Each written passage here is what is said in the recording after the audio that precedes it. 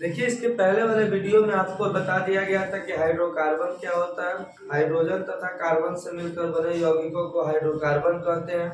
Hydrocarbon दो प्रकार का होता है, मृदु होते हैं और संतृप्त है, असंतृप्त।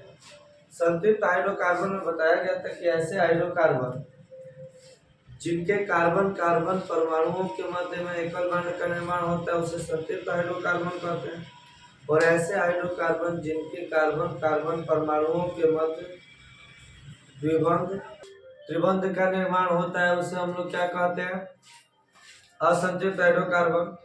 इसके बाद आपको बताया गया था एल के बारे में कि एल्केन का सूत्र हमने बताया था कि CnH2n+2 होता है। इसके लास्ट में N जोड़ा जाता है।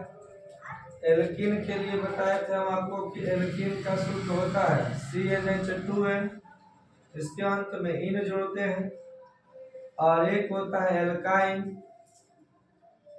एल्काइन का अंतिम कोष में इसका सूत्र होता है CnH2n-2, इसके अंतिम कोष में आएंगे। देखो मतलब है कि जब हाइड्रोजन परमाणु की संख्या कार्बन के दोगुने से दो अधिक रहे, दोगुना से दो अधिक एल्केन, दोगुना के बराबर एल्कीन और दोगुना से दो कम आ जाए तो रखे एल्काइन कहते।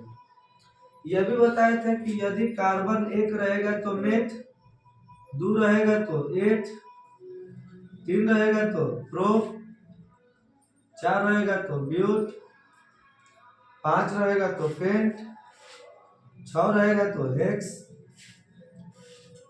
सात रहेगा तो हेप्ट, आठ रहेगा तो ऑक्ट, नौ रहेगा तो नोन और 10 रहेगा तो डेक। इतना बताया गया था आप, ठीक है।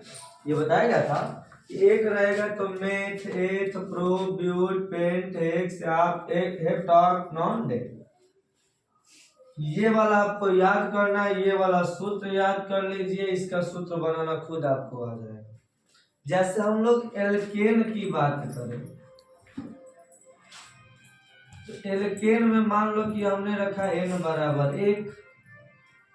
एल्केन का सूत्र होता है CnH2n+2, रखा C1 हो गया, H 2 गुणे 1 + 2, अरे n की जगह पे रखा है ना, देखा C1 बात छोड़ दो, 2 एकम 2 2 4, समझ रहे हैं जवाब बात से। n बराबर 1 रखेंगे तो C 2 एकम 2 2 4, इतना समझ।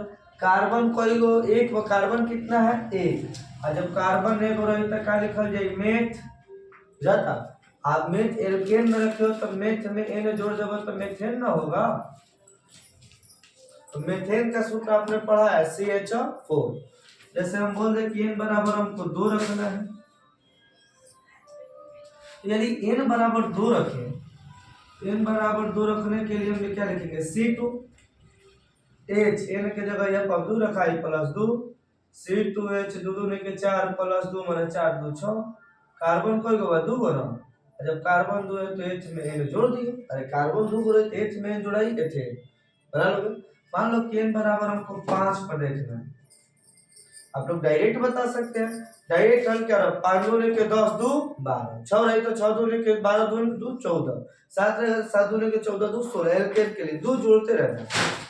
हल करो C5H 2 गुणे 5 + 2, C5 5 गुणे के 10 2 12। कार्बन कई गो 5, 5 रहेगा तो पेंट, अब पेंट में जोड़ दबा था पेंटे, समझ रहा है। देखो 2 2 के 4 2 6, 5 2 के 10 2 12, 7 2 के 14 2 16, 8 2 के 16 2 18, एक बना दो।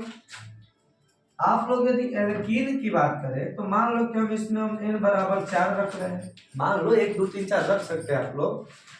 तो एल्केन का देखो, एल्केन का प्रथम सदस्य मेथेन होता है। एल्केन का प्रथम सदस्य क्या होता है, मेथेन। n बराबर 1 एल्कीन के लिए रखना चाहते हैं आप लोग तो C1H 2 गुणे 1 ना होगा एल्कीन के लिए। इसके लिए C1H 2 गुणे माने C 2 एकम 2H। तो ये वाला जो होता है इसको एथीन बोला जाता है। क्या बोला जाता है, एथीन, सॉरी मेथीन। क्या बोलोगे इसको, मेथीन। जबकि इसको मतलब माना नहीं जाता है मेथीन को, ठीक, क्योंकि जब संरचना बिंदु बताएंगे तो इस संतृप्त असंतृप्त हाइड्रोजन कार्बन को 2 से ही रखा जाता है। मान लो कि हमने n बराबर 2 रखा उसमें, तो C2H 2 2 लिखे 4, आइए एल्केन रहे तो 4 2 6, एल्काइन रहे तो 4 में से 2 गया 2। समझ में आ गया। इसका देखो मान लो कि n बराबर 2 रख रहे हो, यहाँ से हो गया C2H 2 गुणे 2 माइनस 2 ना होगा n के जगह पर, तो C2H 2 2 लिखे 4 में से 2 गया 2, इसका नाम एथाइन होगा। क्या होगा? एथाइन। इसी को एसिटिलीन भी बोलते हैं। ठीक है। यदि हम n बराबर मान लो कि इसमें रख दिए n बराबर 7, तो C7H 2 गुणे 7 ना होगा 2n माइनस 2, तो C7 7 2 के 14 में से 2 गया 12, C7H 14 कार्बन 7 7 को रही तक का लिखवा हेप्ट, हेप्ट में आइन जोड़ दोगे तो क्या बन जाएगा बाबू? हेप्टाइन। क्या बन जाएगा? हेप्टाइन। इतना आप लोगों को समझ में आ रहा होगा। एल्कीन का सूत्र माना भर लिया गया, यहाँ भर लिया गया, वो भर लिया गया। अब हम लोग थोड़ा स्ट्रक्चर के बारे में बात करते हैं कि स्ट्रक्चर कैसे बनाया जाता है। ठीक, क्योंकि स्ट्रक्चर बनाना जरूरी है, पेपर में आता है। ठीक है। देखिए जैसे संरचना सूत्र बनाया जाए इलेक्ट्रॉन बिंदु संरचना के हिसाब से,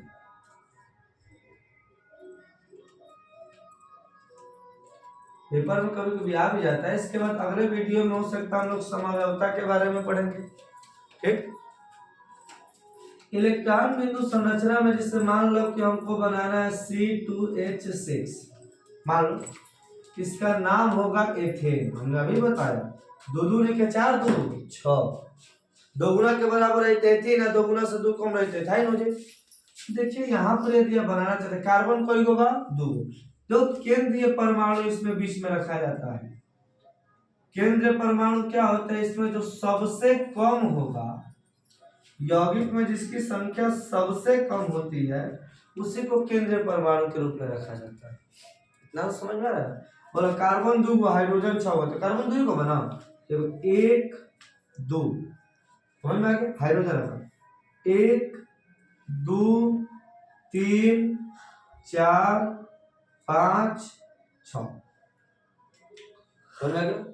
कार्बन के अंतिम कोष में कितने इलेक्ट्रॉन होते हैं? 4। कार्बन के अंतिम कोष में 4 इलेक्ट्रॉन का देखा 1 2 3 4, और कार्बन के पास 1 2 3 4। हाइड्रोजन के अंतिम कोष में कितने? एक एक इलेक्ट्रॉन होता है। हाइड्रोजन के पास एक ही इलेक्ट्रॉन होता है ना। काउंटिंग करो, अष्टक नियम को पूर्ण करना चाहिए। 2 2 4 2 6 2 8, 8 इलेक्ट्रॉन हो गया इसमें। 2 2 4 2 6 2 8, ठीक, 8 इलेक्ट्रॉन हो गया। तो आप लोग देख रहे हैं कि H bond C bond H हो गया।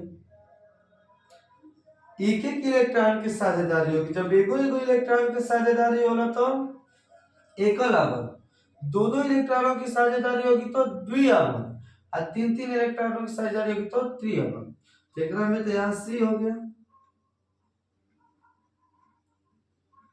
बताओ भाई कार्बन के साथ कई गो हाइड्रोजन? 1 2 3, और उसके साथ भी 3। तो बताइए आप लोग यहाँ भी देख रहे हैं कार्बन कार्बन परमाणुओं के मध्य में एकले बंध बना है ना, तो ये एल्केन है। ऐसे मान लो हमको C5H12 का निकालना है, थोड़ा बड़ा स्ट्रक्चर बनाया जाए। 5 के 10 2 12। यहाँ देखो कार्बन को पहले कार्बन कम है तो यही केंद्रीय परमाणु होगा। 1 2 3 4 5। ऐसा ट्रिक हम बनाना सिखाएंगे, पहले इसको समझ जाए। समझ में आ रहा होगा? हाइड्रोजन 12 बचे पहले 1 2 3 4 5 6 7 8 9 10 11 12। कार्बन के अंतिम कोष में 4 इलेक्ट्रॉन, चारों की ओर से भर दो। प्रत्येक कार्बन के पास 4 इलेक्ट्रॉन ना होगा, यहाँ पर भी 4 इलेक्ट्रॉन। अब प्रत्येक हाइड्रोजन के पास एक एक इलेक्ट्रॉन। ठीक है, सब हाइड्रोजन के पास एक एक इलेक्ट्रॉन होगा। देखो अब काउंटिंग करो, 2 2 4 2 6 2 8। ठीक है, यहाँ देखो 2 2 4 2 6 2 8, 2 2 4 2 6 2 8, यहाँ पे देखो 2 2 4 2 6 2 8, अष्टक को पूरा करना है, यहाँ पर भी अष्टक हो जाएगा, देख रहे हैं। तो यहां से बनाना होगा तो एच बांड एक एक इलेक्ट्रॉन की साझेदारी हो रही है, आप लोग देख रहे हैं ऐसे ही बन रहा है ना।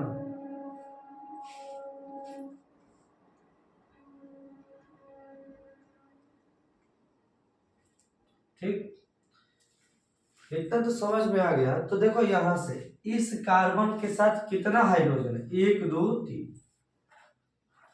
इन दोनों के साथ दो को हाइड्रोजन है, और फिर लास्ट वाले में 3 हाइड्रोजन है। तो आप लोग यहां से समझ जाइएगा कि पहले कार्बन और लास्ट कार्बन के साथ 3 हाइड्रोजन होता है और बीच में बांड CH2 का अंतर होता है, और यहीं से आपकी निकलती है समजातीय श्रेणी।